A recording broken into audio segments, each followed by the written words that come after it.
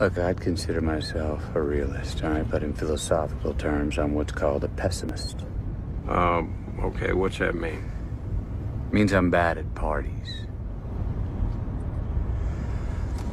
I think human consciousness was a tragic misstep in evolution. We became too self-aware. Nature created an aspect of nature separate from itself. We are creatures that should not exist by natural law. Well, that sounds god-fucking awful, Russ. We are things that labor under the illusion of having a self, this accretion of sensory experience and feeling. Programmed with total assurance that we are each somebody, when in fact everybody's nobody. I think the honorable thing for our species to do is deny our programming. Stop reproducing. Walk hand in hand into extinction. One last midnight, brothers and sisters opting out of a raw deal. So, what's the point of getting out of bed in the morning? I tell myself I bear witness. The real answer is that it's obviously my programming. And I lack the constitution for suicide. I get a bad taste in my mouth out here. Aluminum. Ash. See, we all got what I call a life trap. This gene-deep certainty that things will be different. That you'll move to another city and meet the people that'll be the friends for the rest of your life. That you'll fall in love and be fulfilled. Fucking fulfillment. And closure. Where the fuck those two fucking empty jars to hold this shitstorm? Like nothing's ever fulfilled. Until the very end.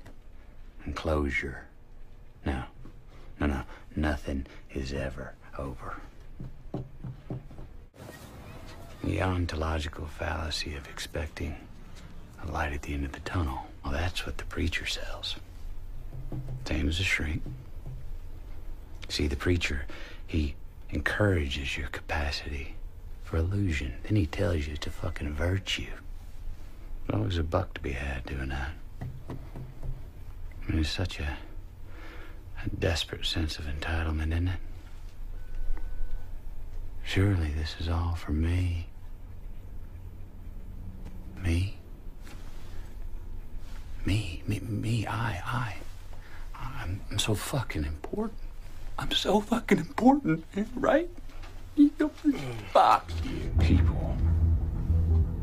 I've seen the finale of thousands of lives, man. Young, old. Each one is so sure of their realness. You know that their sensory experience constituted a unique individual with purpose, meaning.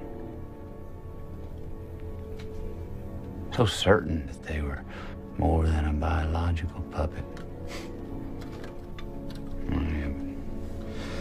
Truth wheels out and everybody sees once the strings are cut off all down. Each still body so certain that they were more than the sum of their urges. All the useless spinning, tired mind, collisions of desire and ignorance.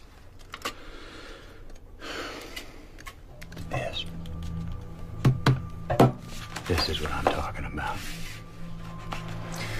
This is what I mean when I'm talking about time and death and futility.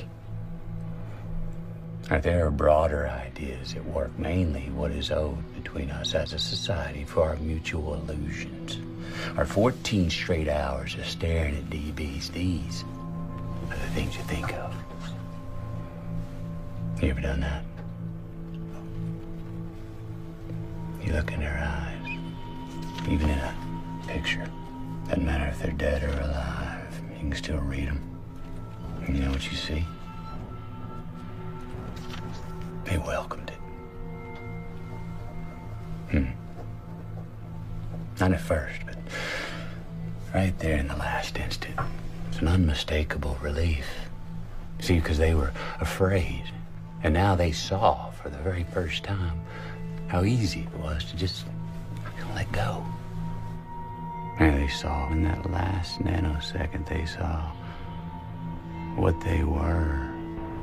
That you, yourself, this whole big drama, it was never anything but a jerry-rig of presumption and dumb will. And you could just let go. Finally know that you didn't have to hold on so tight. To realize that all your life, not all your love, all your hate, all your memory, all your pain, it was all the same thing. It was all the same dream, a dream that you had inside a locked room. A dream about being a person. I know what happens next. I saw you in my dream. You're at Cohle'dan with me. He sees you. You'll do this again. Time is a flat circle. Mr. Nietzsche, shut the fuck up. Put it down. Sinks Marty! twin There you go. black star.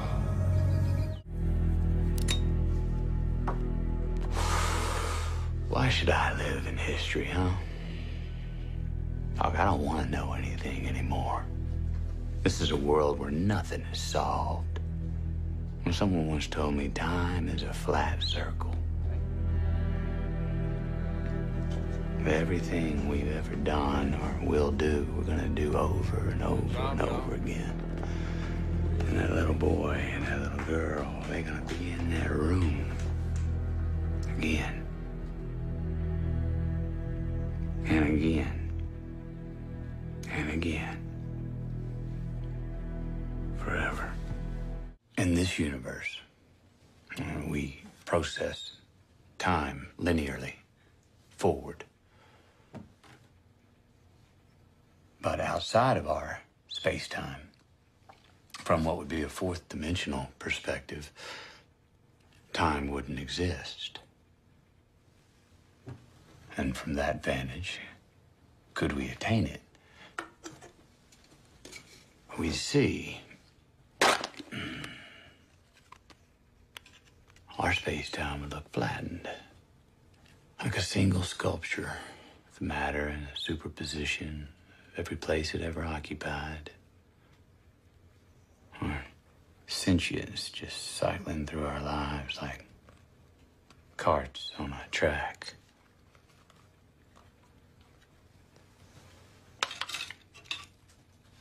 See, everything outside our dimension, that's eternity. Eternity looking down on us. Now, to us,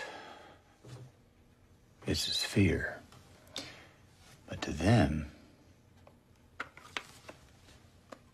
it's a circle.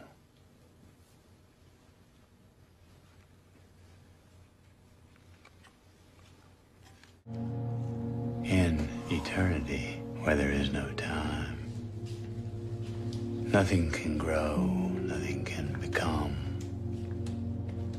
nothing changes. So death created time to grow the things that it would kill. And you are reborn, but into the same life that you've always been born into. And how many times have we had this conversation, detectives? Well, who knows? And you can't remember your lives. You can't change your lives. And that is the terrible and secret fate of all life. You're trapped. Like a nightmare you keep waking up in.